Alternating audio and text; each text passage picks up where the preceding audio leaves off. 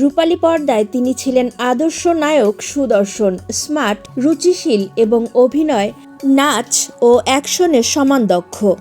কয়েক দশকে উপহার দিয়েছেন অসংখ্য কালজয়ী ও সুপারহিট সিনেমা। আবার সিনেমার বাইরেও তিনি একজন হিরো। নিরাপদ সড়কের দাবিতে দীর্ঘদিনের আন্দোলনে সাধারণ মানুষের কাছে হয়ে উঠেছেন সাহসের প্রতীক। বলছি বেদের মেয়ে জ্যোৎস্না খ্যাত জনপ্রিয় চিত্রনায়ক ও নিরাপদ সড়ক চাই নিশ্চয় আন্দোলনের প্রতিষ্ঠাতা ও চেয়ারম্যান ইলিয়াস কাঞ্চনের কথা। আমাকে ক্ষমা করে দেবেন সবাই। আজ 24 ডিসেম্বর তার জন্মদিন। প্রতি বছর এই দিনে শুভেচ্ছা ও ভালোবাসায় ভাসেন তিনি, কিন্তু এবার অনুরাগীদের মনে আনন্দ নেই, বরং উদ্বেগ আর উৎকণ্ঠাই বেশি। কারণ দীর্ঘদিন ধরেই অসুস্থ এই কিংবদন্তি নায়ক। ব্রেন টিউমারে আক্রান্ত হয়ে প্রায় 7 মাস ধরে চিকিৎসাধীন ইলিয়াস কাঞ্চন। উন্নত চিকিৎসার জন্য গত 6 মাস ধরে তিনি লন্ডনে অবস্থান করছেন। সেখানে একমাত্র মেয়ে ইসরাত জাহানের বাসায় থেকে চিকিৎসা নিচ্ছেন তিনি।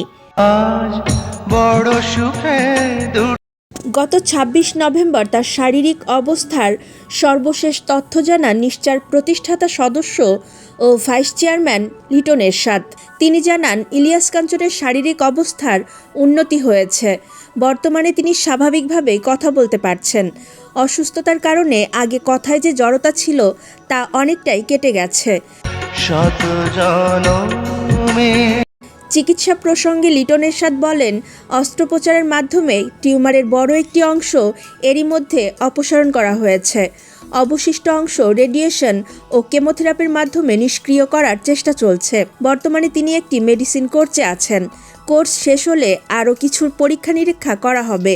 রিপোর্ট দেখে পরবর্তী চিকিৎসা পরিকল্পনা ঠিক করবেন চিকিৎসকরা। তিনি কবে দেশে ফিরতে পারবেন এ বিষয়ে এখনও নিশ্চিত কিছু জানা যায়নি।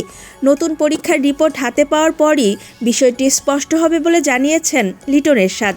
1956 সালের 24 ডিসেম্বর কিশোরগঞ্জ জেলার করিমগঞ্জ উপজেলার আশুতিয়া পাড়া গ্রামে জন্মগ্রহণ করেন ইলিয়াস কাঞ্চন।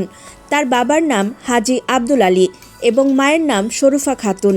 শিক্ষা জীবনে তিনি কবি নজরুল সরকারি কলেজ থেকে এইচএসসি পাশ করেন। পরে ঢাকা বিশ্ববিদ্যালয় থেকে স্নাতক ও স্নাতকোত্তর সম্পূর্ণ করেন। কৈশোর থেকেই অভিনয়ের প্রতি আগ্রহ ছিল তার। নাট্যচর্চার পথ পেরিয়ে 1977 সালে কিংবদন্তি নির্মাতা সুভাষ দত্তের বসুন্ধরা সিনেমার মাধ্যমে চলচ্চিত্রে অভিষেক ঘটে তার। এরপর সময়ের সঙ্গে সঙ্গে নিজেকে নিয়ে যান কিংবদন্তির কাতারে। 3 শতাধিক চলচ্চিত্রে অভিনয় করেছেন তিনি। এর মধ্যে 1989 সালে মুক্তিপ্রাপ্ত বেদের মেয়ে জ্যোৎস্না ঢাকাই সিনেমার ইতিহাসে আজও এক রূপকথা।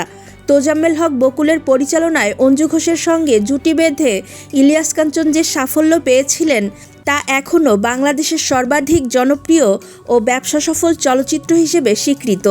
আজ তার জন্মদিনে অনুরাগীদের একটাই কামনা, দ্রুত সুস্থ হয়ে আবার প্রিয় কাঞ্চন ফিরে আসুক স্বাভাবিক জীবনে।